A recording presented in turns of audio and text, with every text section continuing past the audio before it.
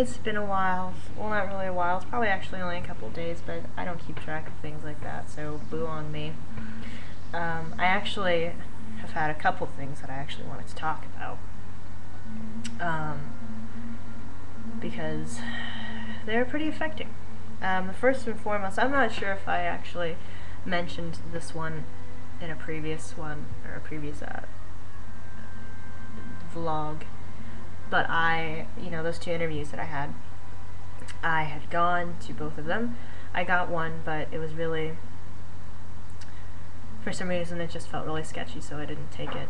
The second one, I went for the first interview, but because of the location and because it was running so late, I had to leave before I could get a second interview in, and we had planned to reschedule and just get a second interview then, but it didn't work out. Or at least it hasn't yet, because I haven't received any phone calls or emails. Yeah, so I had been up since 8 that morning, and I had stayed up until about probably midnight, because I was in Kirkland till 10, and then I had to take a bunch of buses to get home, and it sucked really bad. I hadn't eaten anything that day. I think I was getting delusional. It was pretty bad. The second thing was this dream I had a couple nights ago. It was a really intense dream because it felt so real, and I woke up feeling really awkward and just melancholy about my life. Like, I felt so emotional for these people in my dream. I put it on my Tumblr, or Tumblog, I should say. I wrote it out because I needed to get it down before I forgot everything. And so, if you're interested, by the way, in my Tumblog, it's at alisa.tumblr.com. Again, that is alisa.tumblr.com. I'll put it in the sidebar for yonder, or no, over yonder, that way, if you're interested. But I'm actually just gonna read the dream straight from my Tumblr, because it's hard to recap without a pretty nice outline here. So, okay. So just to let you know, this dream started a bunch of people that I went to high school with, people that I knew, but I didn't really hang out with. They weren't really my closest friends, and this dream freaked me out because it felt like the universe was telling me to get a hold of these people because something might be wrong, or just something I should be talking to them for some reason. So here goes the dream, and I'm actually reading it again from my Tumblr. I don't know how it started, except that I was at a very old pool clubhouse, and by old I mean it was one I knew from my childhood, from a very long time ago.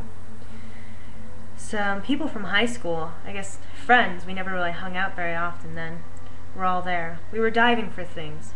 One gentleman had the ability to chuck me into the water, and I recall taking my glasses off and throwing them to the concrete before landing in the water. Flash forward to being at these friends' houses, changing from bathing suits to winter gear because it's snowing outside. So we all go outside in our winter's best and begin playing in it. One friend, again a person I hadn't talked to in forever, has found a previously made snowman. But the snowman doesn't feel like snow, it feels like silky, cottony marshmallow. We take off his head and demolish him to make a new one, while I try and put his head on mine to wear as a hat. I look out onto the street, and my subconscious self realizes I'm close to a friend's house. I turn and look 3 houses down to see it. So I put the snowman head down and wander toward this friend's house. It looks like a wooden cabin, just as I remember it. I knock upon the door and wait for an answer.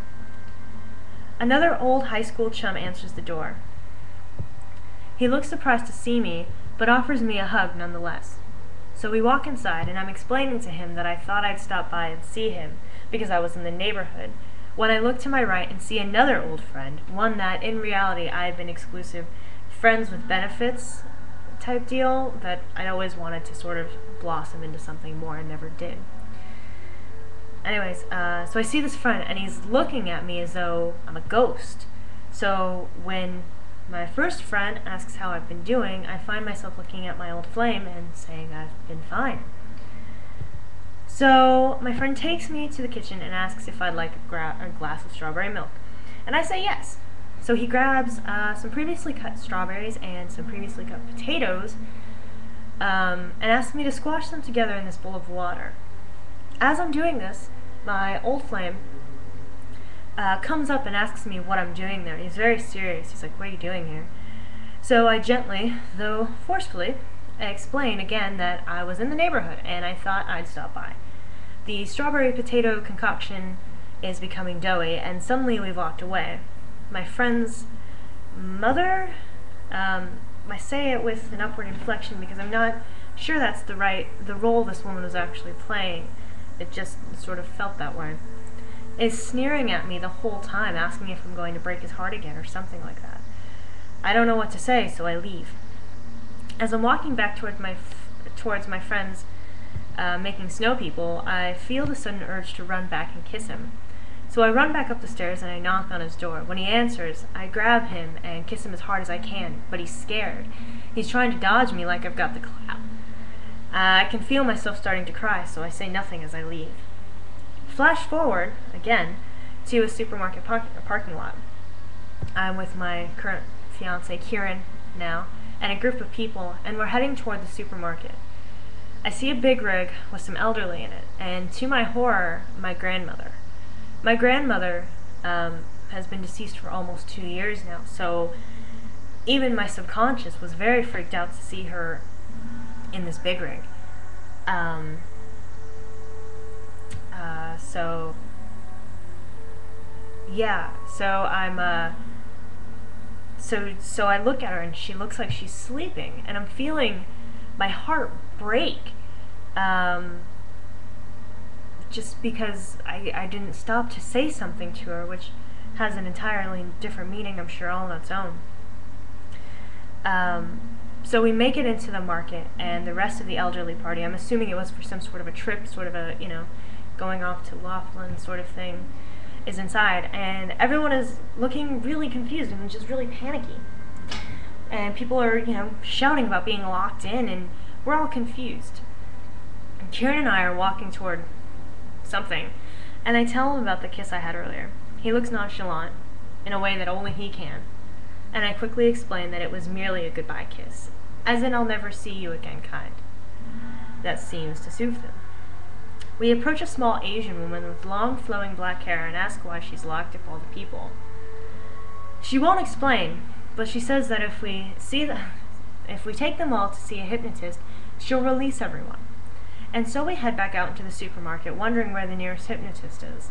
I'm trying to explain to a few that all the woman wants is for them to see a hypnotist, and the entire crowd becomes angry, and they're shouting about hypnotists being demons and things like that. So suddenly my friend, the one I had the awkward kiss with, is there, and he's holding a Target advertisement. And he says, "Here, there's a hypnotist at Target right now. If we go now, we can get everyone to see him. They'll never know the difference." I look at Kieran and he's nodding, and so I nod too. And that's when I wake up. So, yeah.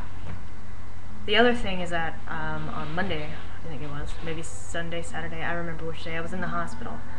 I started having these super horrible chest pains, like right beneath my ribs, or not right beneath the ribs, right in the ribs actually, that was going around the back, and they became so bad that I couldn't breathe, so we called 911. I spent the day in the hospital, and I might have to get gallstones removed later on down the line. But until then, I guess I will talk to you guys later. Bye.